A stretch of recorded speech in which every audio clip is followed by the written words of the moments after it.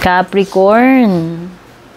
Ito yung third week of November reading mo. November 15, 16, 17, 18, 19, 20, 21. So, kung kailan mo ito mapanood, kahit lagpas na doon sa mga dates na binanggit ko. So, ito yung silip mo, ngayong third silip sa kung anong meron sa'yo ngayong third week ng November. At kung bago ka dito Capricorn at mahilig ka sa mga ganitong klaseng readings, lalo na kung gusto mo maging updated, don't forget to subscribe sa aking YouTube, palike and follow na rin yung aking Facebook, Instagram, TikTok. Send lang po kayo ng private message sa aking FB page kung gusto nyo mag-book or mag-inquire about personal readings. Yung link at details nakalagay sa description. Hindi ito personal reading Capricorn, for sure hindi magre-resonate sa lahat. So kunin nyo lang ano yung mga tumutugma para sa inyo. Ang overall energy mo, third week ng November, Capricorn.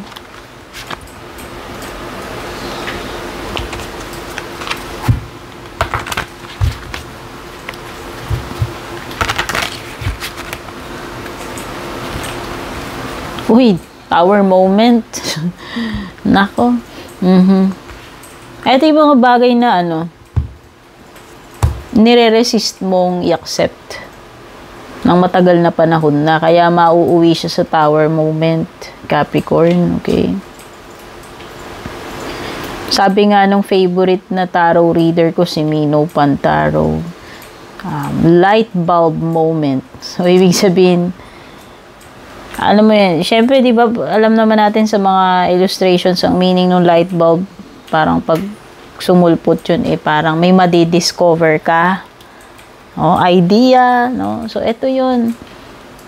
Okay, ang kwento ni The Tower, ito nga yung mga bagay na pwedeng in denial ka for so long. At kailangan na ng changes sa buhay mo. Pero dahil in denial ka, nade-deny na procrastinate or nade-delay yung changes na yun. Yung mga necessary changes sa buhay mo. And then, one day, sasabog na lang siya into a tower moment na gugulatin ka, bibiglain ka na lang. Kumbaga, hindi na kumilos na si universe, kumilos na si, yung The Tower para lang mangyari na yung change na yan sa iyo. Kasi nga, matagal ka nang in denial or matagal mo nang piniprevent. So, eto yung current or overall energy mo ngayong, third week ng November. So, it could be na meron kang shocking experience. No? Itong third week ng November. Ano yung next para sa iyo, Capricorn? Ngayong next. Okay, ito na lang, nahulog Pinipresent niya yung sarili niya. Okay, the Empress. Ay, the High Priestess.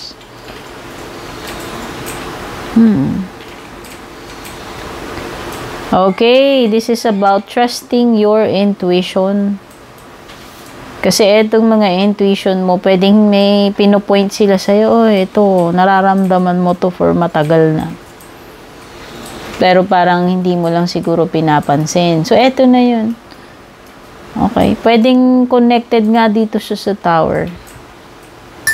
Ewan ko, pero parang ang next para sa'yo, madedetect mo na kung ano yung susunod na mangyayari. Parang somehow may idea ka na kasi nga siguro malakas yung intuition mo. So, trust your instincts. Yun lang ibig sabihin ni High Priestess dito. Kung ano man yung mga next na gagawin mo, mas pakikiramdaman mo na, mas magiging wais ka na, mas madediscern mo na, mas alam mo na no? Mas magtitiwala ka na dito sa instincts mo, sa intuition mo. Yun yung nafe-feel ko.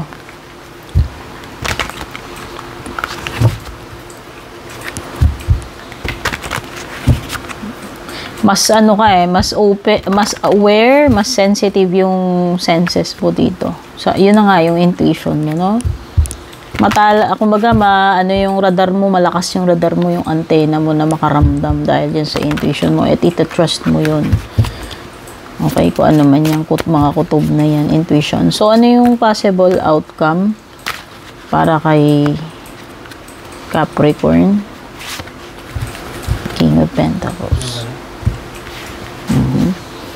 Dahil to, sa intuition mo, alam mo na yung susunod eh. Malakas ang feeling mo. Ayan So, nakikita ko dito, masesecure mo kung ano man itong gusto mong i-secure. Whether ang sinesecure mo dito is about your job, your career, or your business, or relationship, mukhang ito. Tingin ko. Okay? Masesecure mo yan. Masisiguro mo. Yun yung ibig ko sabihin. Masisiguro mo yung mga bagay-bagay. Masisiguro mong ma-acquire mo yan. Masisiguro mo na ma-achieve mo yan. Yung mga ganun. Basta i-secure mo. Sisiguraduhin mo. You will make sure na matutupad ito, mangyayari, or ma-acquire mo yan, or kung ano man yung gusto mo mangyari dyan. Ano man yung mga piniisip mo or pinaplano mo. Okay? This is a card of security, stability, and success. Si King of Pentacles. Okay? Pwedeng you are dealing with an earth sign din. Nakapareho mo. Or pwedeng, simply yan lang yung energy mo kasi ikaw ay earth sign. Okay? Pwedeng this is, something about a promotion. Pwede rin naman. Kumbaga, masisecure mo yung position na yan na gusto mo. Masisecure mo yung kabuhayan mo. Okay? Masisecure mo itong relationship ninyo. Yung mga ganun tipo. And, when it comes to your love life, naman, itong third week, Capricorn, tingnan natin. Ano overall energy ng love life mo?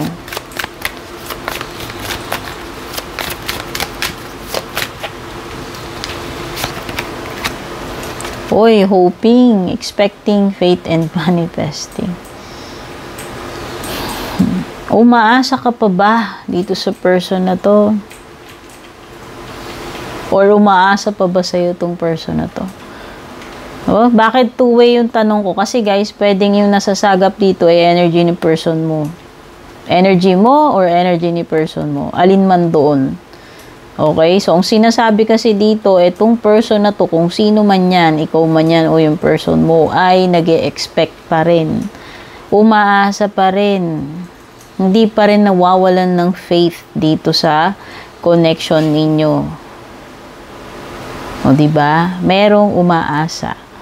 Merong hindi pa rin namamatay yung faith niya dito sa connection ninyo. Okay? O, tingnan pa natin yung iba pang energies na maaaring darating sa iyo.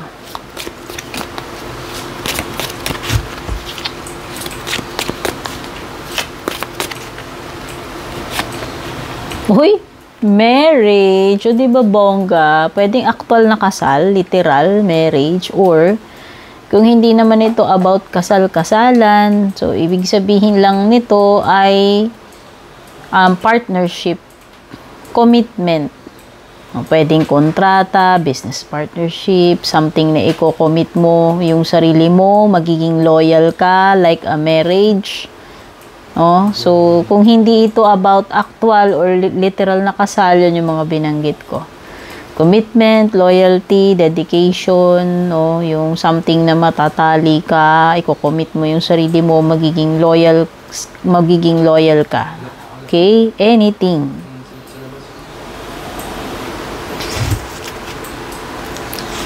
Ayan. Meron ka ring, new job or career, diba? Sabi ko sa'yo, masesecure mo ito. Sinasabi ko kanina kung ano man ito, job, position, relationship, kung ano man. Ayan, masesecure mo. O, diba parang patungkol din siya sa marriage? O, sa sinabi mo, pag sinecure mo yung relationship mo with this person, pwedeng kasal. Okay? This is either marriage or new job or a promotion. Something na mas stable.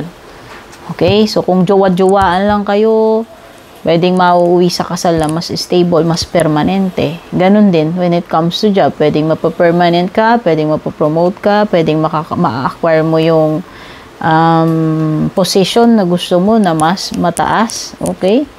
Ang ganda. So, when it comes to your closing message, advice, Capricorn. Stand tall, Capricorn. Oh, wag kang ano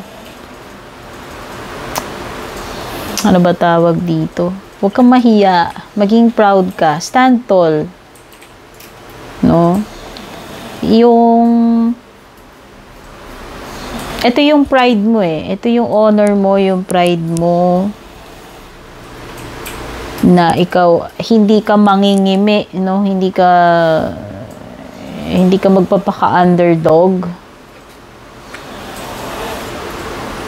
Sige, i-expand pa natin ito. So, sabi dyan, stand tall. Ayan, pinapakita niya punong matatag. Okay? So, sinasabi kasi dito, Capricorn, huwag kang mag-shrink. Huwag kang mag-shrink sa ibang tao. No? Huwag kang maduwag, huwag kang magtago. Huwag mong iisipin na you are inferior sa iba. Okay? Or yung parang laging kailangan na ikaw ay humingi ng approval ng iba, no? So, maging brave ka, unapologetic sa kung sino ka talaga. Maging proud ka sa kung sino ka, anong meron ka, yung ikaw. Okay? Gaya nga nung sinabi ko kanina, wag mong hayaang imenos ka ng iba, maliitin ka. Stand tall daw. In the face of adversary or kung ano man yung kakaharapin mo. Capricorn, eto yung 3rd week of November reading mo. I hope na gusto mo. Don't forget to like and share. Take care and God bless.